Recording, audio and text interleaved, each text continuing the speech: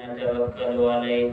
ونعوذ بالله من شرور أنفسنا ومن سيئات أعمالنا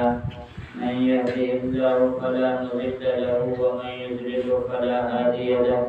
ونشهد أن لا إله إلا الله وحده لا شريك له ونشهد أن سيدنا وسندنا ومولانا محمدا عبده ورسوله أما بعد أعوذ بالله من الشيطان الرجيم بسم الله الرحمن الرحيم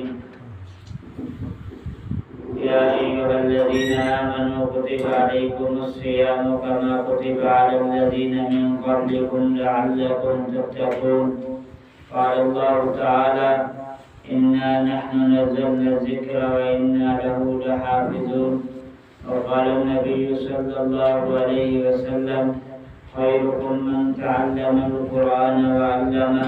أو كما قال عليه الصلاة والسلام صدق الله العظيم إن الله وملائكته يصلون على النبي يا أيها الذين آمنوا صلوا عليه وسلموا تسليما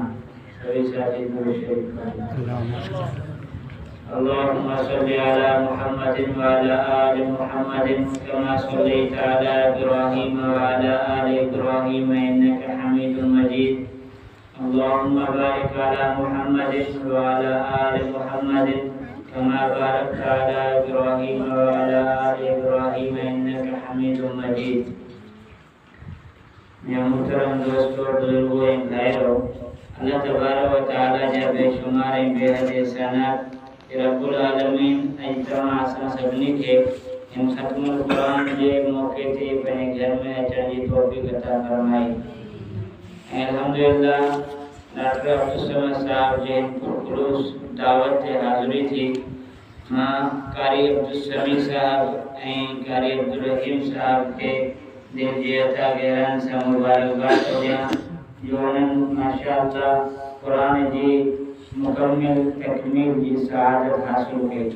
ऐं जमात पे कुरान मजीद के खुशी करे ऐं बुधन की सआदत हासिल की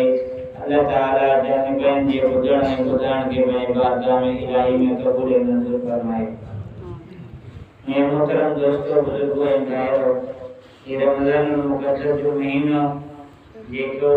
जिन आखिरी दिहाड़ा हली रहा है अलविदाई वाला दिहाड़ा रमजान मुबारक जो बाबरकत महीनो खुशकिस्मत है खुशनसीब इंसान हो गया है जिन्हें रमजान जा बरकतों और रहमतों हासिल किया रमजान जा रोजा रखा कुरान मजीद जो तिलावत बुधो ऐं कयूं अल्लाह ताला उन्हनि जे इन